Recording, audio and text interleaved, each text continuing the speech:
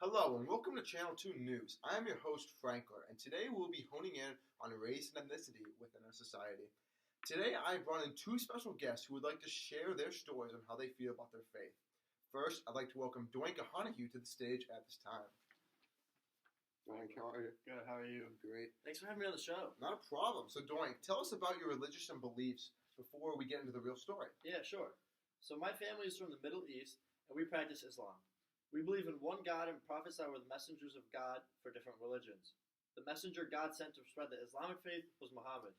That's great to hear. I've read a lot about Muhammad and how he had to fight for his beliefs and for the word of God. Have you ever felt in this position where in public you have to defend your faith?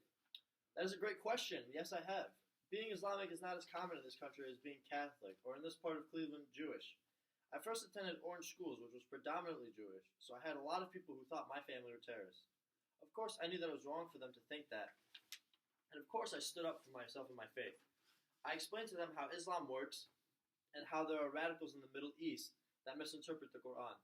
In high school, I attended Gilmore Academy, a Catholic school. I felt alienated from my peers because I was surrounded by people who practiced a faith that was somewhat similar to mine, yet I still felt left out. Sorry about that. Either way, I still openly talk about my faith because I'm not embarrassed by it. Regardless of what people would say, and with all that is going on in the world, I'll still defend Islam because it is my faith and what I believe in. Wow, that is a truly inspirational story. Thank you for sharing. You are an inspiration to your Islamic country. However, we do have our next guest up to talk about his faith, Jennifer Jadaniston. To the stage.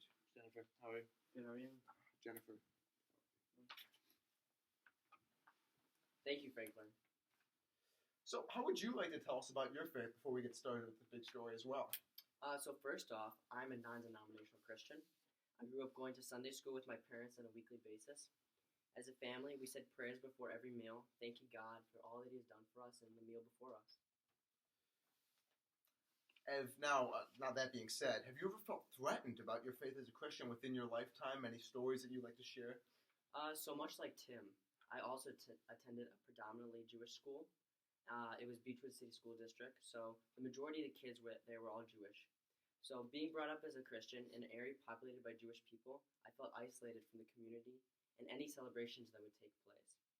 A lot of them would be Passover celebrations or bar and bat mitzvahs, and oftentimes I just had to step away and let them celebrate their own thing. Now, with all that being said, with all those negative thoughts, what did you do to stand up for yourself in this scenario, to make your faith known, to make yourself get what you want as well?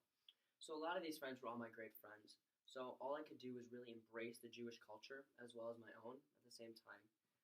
My friends and I would attend religious events together and share cultures.